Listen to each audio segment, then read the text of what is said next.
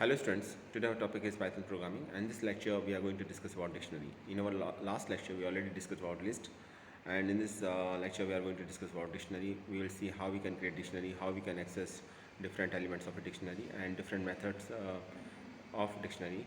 We will also discuss in this video. So let's start. देखिए student, अभी तक आपने लिस्ट को पढ़ा और लिस्ट और डिक्शनरी में थोड़ा सा डिफरेंस है। दोनों में बेसिकली सीक्वेंस ही है, दोनों में डिफरेंट एलिमेंट्स होते हैं जिनको हम स्टोर करते हैं। पाइथन डिक्शनरी में भी एलिमेंट को स्टोर करने का काम करते हैं और लिस्ट में भी, लेकिन एक बड़ा जो और यहाँ हम क्या मेजर डिफरेंस है वो ये है कि डिक्शनरी एक unordered collection of data values है, जबकि लिस्ट के साथ ऐसा नहीं है। लिस्ट के जितने भी एलिमेंट्स होते हैं एक ऑर्डर में होते हैं, और आपने देखा भी कि लिस्ट के एलिमेंट को हम उनकी इंडेक्स पोजीशन के थ्रू आइडेंटिफाई कर सकते हैं, कैलकुलेट कर सकते हैं, देख सकते हैं, एक्सेस कर सकते हैं। पाइथन डिक्शनरी में ऐसा नहीं है। ऑर्डर्ड कलेक्शन नहीं होता डेटा आइटम्स का, unordered collection of data values का होता है, या हम कह सकते हैं unordered collection of data values होती हैं, डेटा आइटम्स होते हैं। तो इसमें ऑर्डर नहीं होता, और हम एक्चुअली जो वैल्यूज़ होती हैं उनको उनके की के थ्रू आइडेंटिफाई करते हैं। तो लिस्ट में जहाँ हम डिफरेंट लिस्ट आइटम्स को उनकी इंडेक्स पोजीशन के थ्रू आइडेंटिफाई करते थे, और जो आप सीक्वेंशियल जिसका एक पर्टिकुलर एक सीक्वेंस होता था, यहाँ ऐसा नहीं है। यहाँ एक सीक्वेंस नहीं होता। यहाँ डिफरेंट डेटा आइटम्स को एक्सेस करने के लिए आपको की का पता होना चाहिए, और जितने भी एलिमेंट होती हैं सभी की अलग अलग होती हैं, और की का कोई पैटर्न नहीं होता, कोई फिक्स पैटर्न नहीं होता। ठीक, तो की के थ्रू डेटा वैल्यूज़ को आइडेंटिफाई किया जाता है। तो जब हम डिक्शनरी डिक्लेयर करते हैं तो हम पहले की लिखते हैं, कॉलन करके वैल्यू लिखते हैं। तो की और वैल्यू के पेयर में हमेशा हमें रिप्रेजेंटेशन देना होता है। और सेकंड इंपॉर्टेंट थिंग ये कि कर्ली ब्रैकेट्स का यूज़ करते हैं हम डिक्शनरी को रिप्रेजेंट करने के लिए। तो कर्ली ब्रैकेट्स के अंदर हम की और वैल्यू का पेयर लिखते हैं हमेशा, और वैल्यू को हमेशा की के थ्रू आइडेंटिफाई किया जा सकता है। उसका कोई सीक्वेंस नहीं होता, या जिस तरह से इंडेक्स पोजीशन के थ्रू हम लिस्ट में आइडेंटिफाई करते थे वो कॉन्सेप्ट पाइथन डिक्शनरी में अप्लाई नहीं होता। इसलिए एक बोला जाता है dictionary is an unordered collection of data items. तो ये एक बहुत इंपॉर्टेंट पॉइंट है। देखिए ये लिखा भी हुआ है, dictionary in Python is an unordered collection of data values used to store data values like a map, which unlike other data that holds only single value as an element, dictionary holds key value pair. Key value is provided in the dictionary to make it more optimized.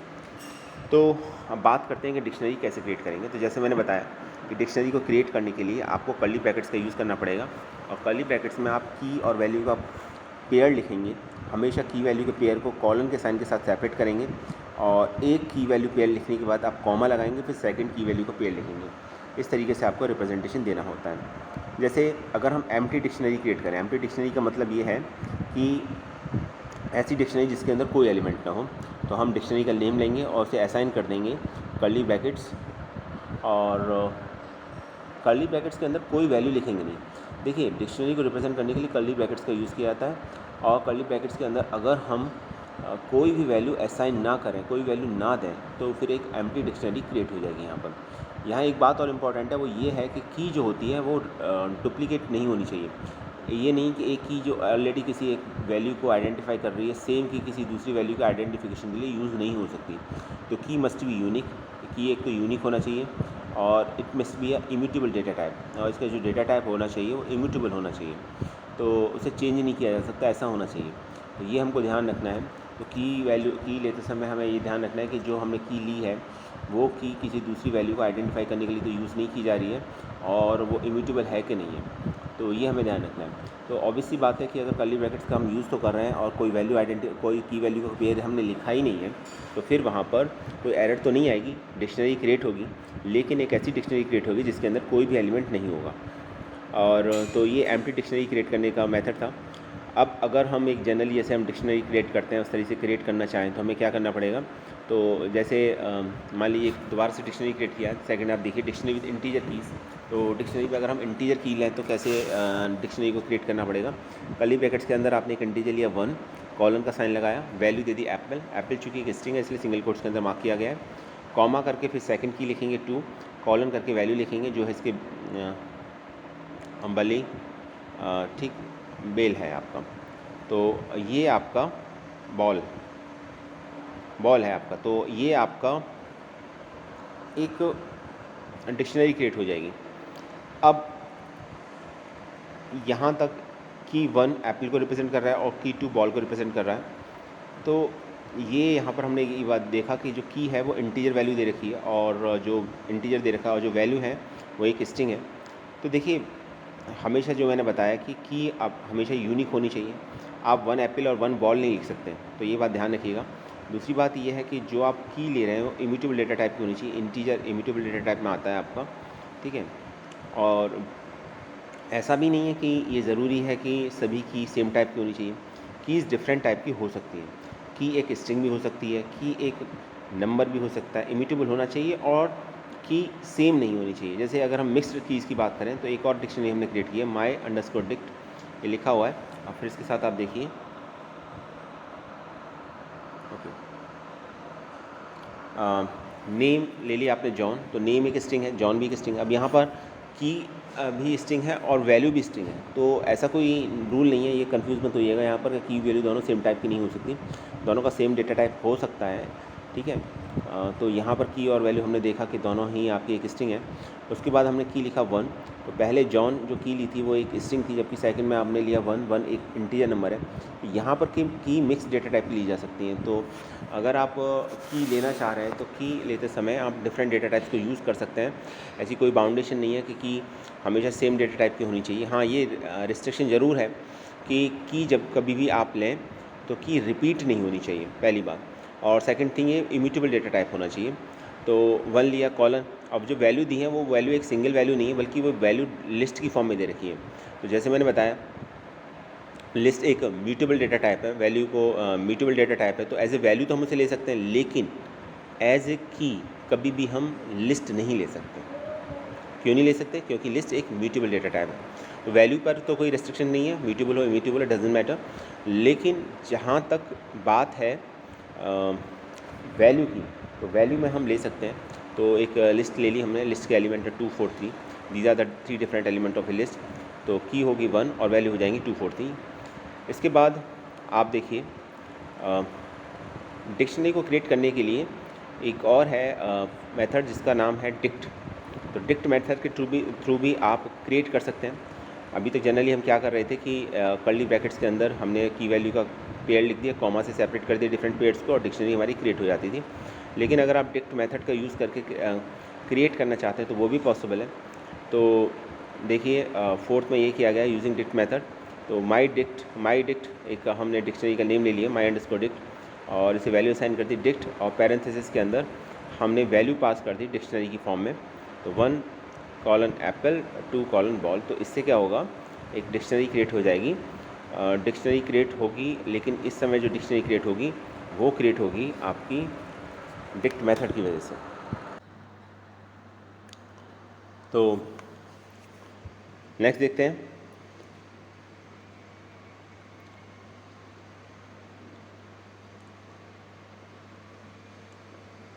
Next है from sequence having each item as a pair. तो आप ने dict function के अंदर ही इस बार एक list create की है, और जो आइटम्स थे उनको एक पेयर की फॉर्म में पैरेंथेसिस के अंदर हमने इनक्लोज करके दिया है। तो जैसा देख रहे हैं 1 कॉमा एप्पल 2 कॉमा बॉल, तो भी डिक्शनरी क्रिएट हो जाएगी। तो ये ज़रूरी नहीं है कि डिक्ट मेथड का आप यूज़ करें तो डिक्ट मेथड यूज़ करते समय ऐसा हो कि आपको डिक्शनरी की फॉर्म में ही वैल्यू पास करनी पड़े, ये ज़रूरी नहीं है। आप उसे लिस्ट की फॉर्म में भी पास कर सकते हैं, जैसा कि सेकंड केस के अंदर दिया गया है। तो my_dict is equal to dict, और फिर देखिए आप पैरेंथेसिस का साइन है, फिर लिस्ट का साइन है। लिस्ट में डिफरेंट आइटम्स दिए गए हैं, तो ये लिस्ट के आइटम्स हैं, ये इसमें आपका पैरेंथेसिस के अंदर लिखा हुआ है, और ये की वैल्यू का पेयर है जो हमने इस तरीके से रिप्रेजेंट किया है। तो इस केस में 1 की हो जाएगी, एप्पल वैल्यू हो जाएगी, 2 की हो जाएगी, बॉल उसका वैल्यू हो जाएगी। तो इस तरीके से भी डिक्शनरी क्रिएट कर सकते हैं।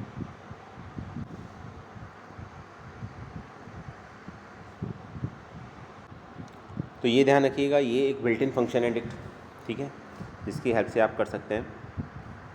अब सवाल ये आता है कि हम किस तरीके से डिक्शनरी के एलिमेंट को एक्सेस कर सकते हैं। तो पहली बात तो ये है कि स्क्वायर ब्रैकेट के अंदर जैसे हमने लिस्ट के एलिमेंट को एक्सेस करते थे उसके इंडेक्स पोजीशन के थ्रू, इसी तरीके से हम यहाँ भी एक्सेस कर सकते हैं। लेकिन यहाँ हमें इंडेक्स पोजीशन तो नहीं देनी होगी, क्योंकि अनऑर्डर्ड डेटा टाइप होता है। तो कीज़ के थ्रू आइडेंटिफाई किया जा सकता है, तो की को पास करना पड़ेगा स्क्वायर ब्रैकेट में। और सेकंड है गेट मेथड। तो गेट मेथड के थ्रू भी आप इजीली एक्सेस कर सकते हैं। तो गेट मेथड के थ्रू एक्सेस कर सकते हैं और स्क्वायर ब्रैकेट के अंदर की को रिप्रेजेंट करके भी हम कर सकते हैं। तो दोनों तरीके से कर सकते हैं। लेकिन एक बात याद रखिएगा कि जब हम स्क्वायर ब्रैकेट के अंदर की लिखते हैं और की नहीं मिलती तो फिर एरर आती है। जबकि गेट मेथड में अगर की एग्जिस्ट नहीं करेगी या की है नहीं वो की, तो फिर ये नन रिटर्न करेगा। तो ये दोनों में डिफरेंस है। दोनों तरीके से ही हम एलिमेंट को एक्सेस कर सकते हैं। फ़र्क सिर्फ इतना है कि गेट मेथड से जब एक्सेस करेंगे तो नन रिटर्न करेगा अगर की नहीं मिलती है तो, जबकि स्क्वायर ब्रैकेट के अंदर अगर की हम जो मेंशन कर रहे हैं अगर वो की एक्सेस नहीं करती तो फिर उस केस के अंदर एरर आएगी। तो एक एग्जांपल के थ्रू समझते हैं, ज़्यादा बेहतर रहेगा। देखिए एक डिक्शनरी ले ली my_dict और इसके एलिमेंट है नेम, ठीक है, नेम ले लिया मैंने जैक, एज ले लिया 26। तो नेम और एज यहाँ पर की है, वैल्यू है जैक और 26, ठीक। तो कीज़ देख सकते हैं हम यहाँ पर कि की एक स्ट्रिंग है, स्ट्रिंग एक इम्यूटेबल डेटा टाइप है। तो ये ले लिया हमने यहाँ पर। अब हम इस डिक्शनरी को पहले प्रिंट कराते हैं। तो अगर आपको नेम पर ये चाहिए आपको कि वैल्यू क्या है, तो आप लिखेंगे my_dict और स्क्वायर ब्रैकेट के अंदर की का नेम लिखेंगे, की हो जाएगा नेम। और इसी तरीके से अगर आप my_dict गेट एज लिखेंगे तो एज आ जाएगा आपका, ठीक है। तो नेम आ जाएगा, एज आ जाएगा। नेम एग्जिस्ट करता है, एज भी एग्जिस्ट करती है, तो जैक 26 आंसर आ जाएगा। लेकिन अब हम कोई और ऐसी की लेते हैं, जैसे एड्रेस है। तो एड्रेस नेम की तो कोई की है ही नहीं, एड्रेस तो कोई की है ही नहीं, और हम एड्रेस के थ्रू आइडेंटिफाई करना चाहते हैं। तो सबसे पहले तो हम गेट मेथड के थ्रू आइडेंटिफाई करते हैं। तो हम जब गेट मेथड के थ्रू आइडेंटिफाई करेंगे तो लिखेंगे डिक्शनरी का नेम जो है my_dict डॉट गेट और पैरेंथेसिस के अंदर लिखेंगे एड्रेस। तो इसमें क्या होगा, नन शो करेगा क्योंकि एड्रेस नाम की कोई की है ही नहीं। लेकिन अगर हम स्क्वायर ब्रैकेट के अंदर एड्रेस लिखें और हम लिखें my_dict और स्क्वायर ब्रैकेट में एड्रेस, तो फिर उस केस में ये ध्यान रखिएगा, ये उस केस में आपका एरर शो करेगा। ये देखिए क्लियरली यहाँ आउटपुट दे रखा है, देख के हम देख सकते हैं जैक 26 नन तब शो कर रहा है जब एड्रेस को हम गेट मेथड के थ्रू आइडेंटिफाई करने की कोशिश की है हमने, तो नन शो कर रहा है। बाकी स्क्वायर ब्रैकेट के थ्रू अगर हम देखेंगे तो फिर एरर शो करेगा और दिखाएगा की एरर एड्रेस, क्योंकि एड्रेस नाम की कोई की नहीं है। लेकिन गेट मेथड से एडवांटेज ये रहता है कि गेट मेथड के थ्रू जब हम आइडेंटिफाई करने की कोशिश करते हैं तो गेट मेथड में की अगर एग्जिस्ट नहीं भी करती है तो नन शो करता है, जबकि स्क्वायर ब्रैकेट में अगर की नहीं एग्जिस्ट नहीं करती तो एरर शो करेगा। अब नेक्स्ट क्वेश्चन है कि हम क्या चेंज कर सकते हैं या डिक्शनरी के एलिमेंट्स को ऐड कर सकते हैं। तो डिक्शनरी आर म्यूटेबल, तो डिक्शनरी म्यूटेबल होती हैं, डिक्शनरी के साइज़ को चेंज किया जा सकता है, ठीक। So we can add new items on change the value of the existing item using an assignment operator. तो असाइनमेंट ऑपरेटर की हेल्प से हम न्यू आइटम्स इसके अंदर ऐड कर सकते हैं। अगर कोई की ऑलरेडी प्रेजेंट है, ठीक है, तो होगा क्या कि जो वैल्यू है वो अपडेटेड हो जाएगी, इट मीन्स वैल्यू चेंज हो जाएगी। और अगर की प्रेजेंट नहीं है तो फिर एक न्यू की क्रिएट हो जाएगी, ठीक है, एक न्यू की पेयर ऐड हो जाएगा डिक्शनरी के अंदर। तो एक एग्जांपल के थ्रू समझते हैं। एक डिक्शनरी ली मैंने my_dict और पैरेंथेसिस, और देख सकते हैं आप यहाँ पर कर्ली ब्रैकेट के अंदर हमने इसका रिप्रेजेंटेशन दिया है और की है इसमें नेम और एज। नेम ले लिया जैक, एज ले लिया 26 और इसके बाद हमने देखा अपडेट वैल्यू, तो वैल्यू अपडेट की है इसके अंदर my_dict एज इजिकल टू 27। तो एज की ऑलरेडी एग्जिस्ट करती है, तो जब एग्जिस्ट करती है, जब हम इसको एक वैल्यू असाइन करें 27, तो इट मीन्स जो लास्ट वैल्यू थी 26 उसको ओवरराइट कर देगा 27। अब जो न्यू वैल्यू होगी वो 27 होगी। तो अगर जैसे मैंने बताया कि अगर की ऑलरेडी एग्जिस्ट करती है और आप उसको कोई वैल्यू असाइन करते हैं तो न्यू वैल्यू असाइन हो जाएगी। लेकिन अगर वो एग्जिस्ट नहीं करती तो एक न्यू की वैल्यू पेयर ऐड हो जाएगा इसके अंदर, यानी एज और 27 ऐड हो जाता अगर एज की एग्जिस्ट नहीं करती। लेकिन चूंकि एज की एग्जिस्ट कर रही है, उसकी ऑलरेडी एक वैल्यू है 26 और हमने न्यू वैल्यू असाइन किया 27, तो अब 27 कंसिडर होगी, यानी 27 अब 26 को ओवरराइट कर देगा आपका। तो अब आप इसको अगर प्रिंट कराएंगे my_dict को, तो आंसर आएगा age colon 27 name colon Jack. तो आउटपुट चेंज हो जाएगा, आउटपुट पहले आपका एज 26 थी, अब एज 27 शो होगा।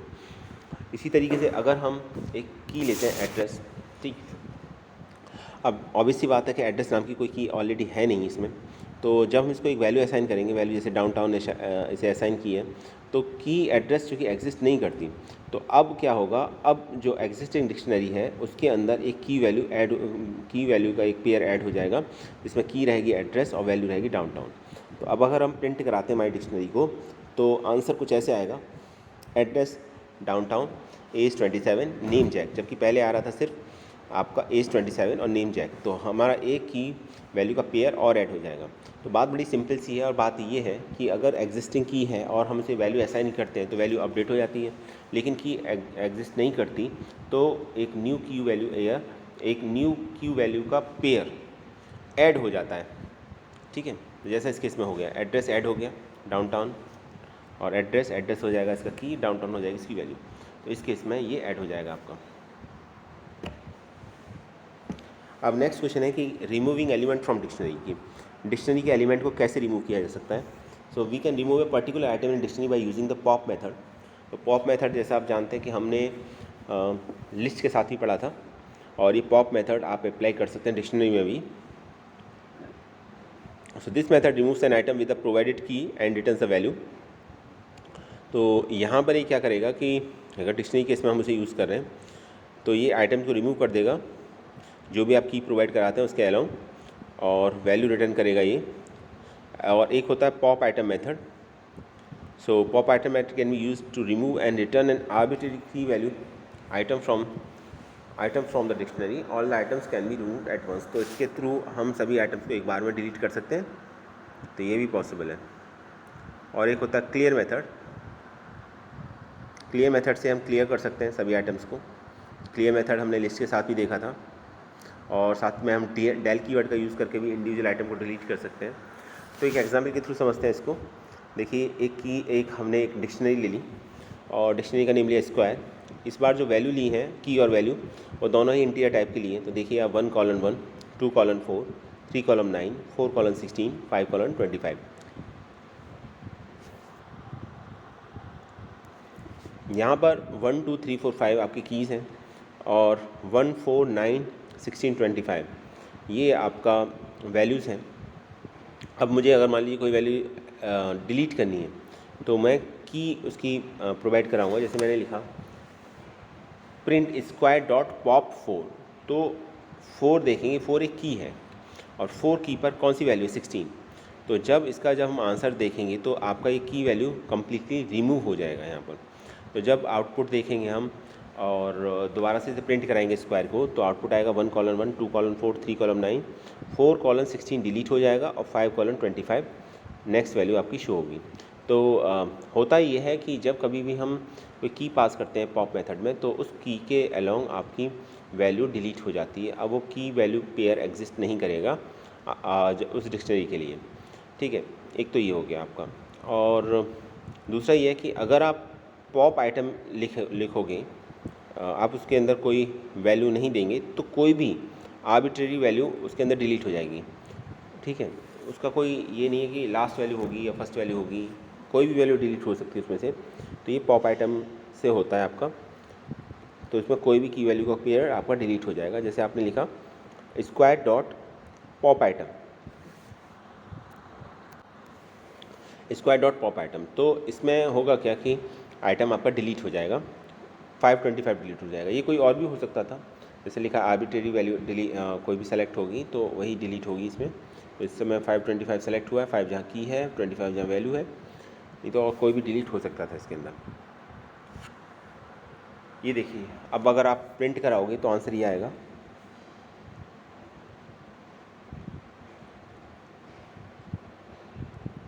One colon 1, 2:4, 3:9।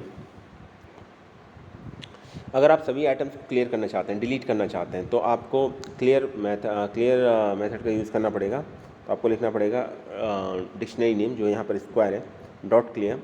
तो हम लिखेंगे स्क्वायर डॉट क्लियर। तो होगा क्या कि सभी एलिमेंट डिलीट हो जाएंगे, और सभी एलिमेंट डिलीट होने के बाद आपकी लिस्ट शो होगी। तो यहाँ पर आप देख सकते हैं कि सभी एलिमेंट डिलीट हो गए। और अगर आप डिक्शनरी को डिलीट करना चाहते हैं तो डेल कीवर्ड का यूज़ कर सकते हैं। आप डेल लिखेंगे, डिक्शनरी नेम लिखेंगे, तो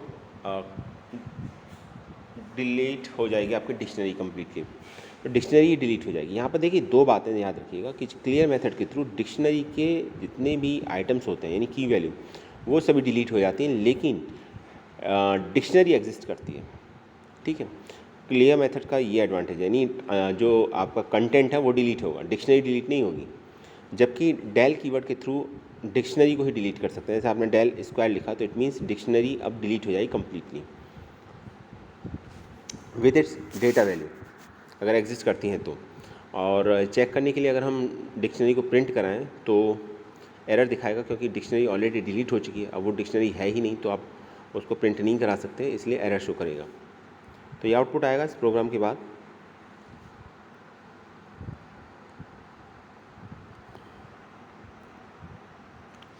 ये देखिए, ये एरर तब आएगी जब आप डिक्शनरी को प्रिंट कराने की कोशिश करेंगे और आप डेल कीवर्ड के थ्रू ऑलरेडी उसे डिलीट कर चुके हैं, तो फिर वो एरर शो करेगा। ये डिफरेंट मेथड थे डिक्शनरी के, clear, copy, from keys, get, items, keys, pop item, ठीक है, अपडेट, वैल्यूज़।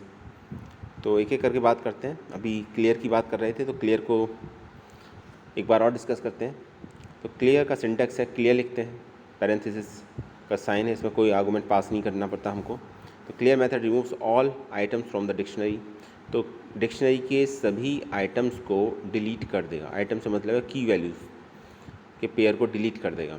डिक्शनरी तो एग्जिस्ट करेगी, लेकिन डिक्शनरी के अंदर का कंटेंट कम्प्लीटली डिलीट हो जाएगा, रिमूव हो जाएगा आपका, जब आप क्लियर मेथड का यूज़ करोगे तो जहाँ तक पैरामीटर्स की बात है, तो clear method does not take any parameters, तो इसके अंदर कुछ भी कोई भी वैल्यू हम पास नहीं करते, सिर्फ क्लियर लिखते हैं। ठीक है, जहाँ तक रिटर्न की बात है, ये रिटर्न क्या करेगा, तो ये कुछ भी रिटर्न नहीं करता, ये कोई वैल्यू रिटर्न नहीं करता क्लियर आपका। एग्जाम्पल के थ्रू समझते हैं। ये एग्जाम्पल है, देखिए,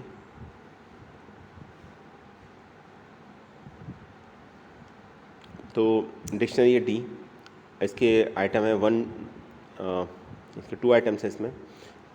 नंबर की फॉर्म में 1 लिखा है, फिर वैल्यू स्ट्रिंग की फॉर्म में लिखी है 1, नेक्स्ट की हो जाएगी 2 और वैल्यू हो जाएगी स्ट्रिंग की फॉर्म में TWO2। अब आपने डी डॉट क्लियर कर दिया, इट मीन्स इसके दोनों आइटम्स आपने डिलीट कर दिए। ठीक, तो और उसके बाद आप इसे प्रिंट कराना चाहते हैं डिक्शनरी को, तो डिक्शनरी को प्रिंट कराएंगे तो एम्प्टी डिक्शनरी प्रिंट होगी। इट मीन्स ऑलरेडी इस लिस्ट के सभी आइटम्स डिलीट हो चुके हैं और एम्प्टी डिक्शनरी प्रिंट हो रही है। इट मीन्स कि डिक्शनरी तो एग्जिस्ट कर रही है, पर डिक्शनरी के अंदर अब कोई आइटम नहीं बचा है, तो कोई आइटम है नहीं प्रिंट करने के लिए। अब बात करते हैं कॉपी की।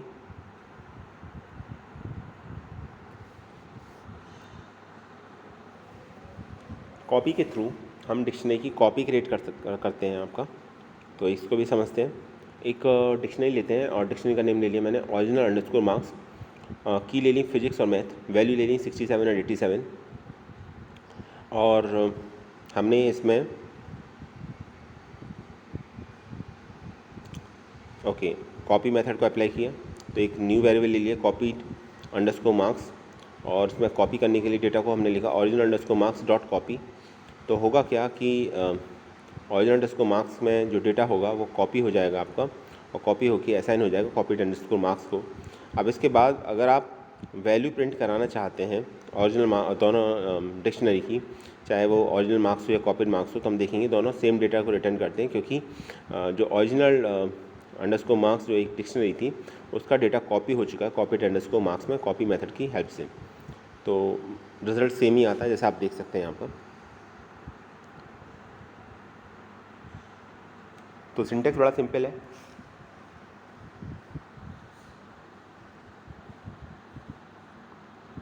डिक्शनरी का नेम लिखते हैं, डॉट कॉपी लिखते हैं। जहाँ तक आर्गुमेंट की बात है या पैरामीटर की बात है, कोई पैरामीटर पास नहीं करते इसके अंदर। रिटर्न वैल्यू की बात है तो यहाँ पर एक शैलो कॉपी रिटर्न होती है इसमें, तो ये ध्यान रखिएगा। तो स्टूडेंट आज के लिए इतना ही, आई होप समझ में आया होगा। डिक्शनरी का फर्स्ट लेक्चर था ये, और ध्यान रखिएगा डिक्शनरी एक अनऑर्डर डेटा टाइप होता है, तो लिस्ट की तरह नहीं है कि जिसमें एक हम डिफरेंट इंडेक्स पोजीशन के थ्रू आइडेंटिफाई करते थे। यहाँ अगर किसी एलिमेंट को आपको एक्सेस करना है तो उसके की का पता होना आपको ज़रूरी है, और इसलिए इसे अनऑर्डर डेटा टाइप बोला जाता है, क्योंकि की का कोई सीक्वेंस नहीं होता। की का डेटा टाइप भी सेम होना कोई ज़रूरी नहीं है, डिफरेंट डेटा टाइप हो सकते हैं। तो आई होप आपको समझ में आया होगा, थोड़ा प्रैक्टिस कीजिएगा। आज के लिए इतना ही, thanks for watching this video.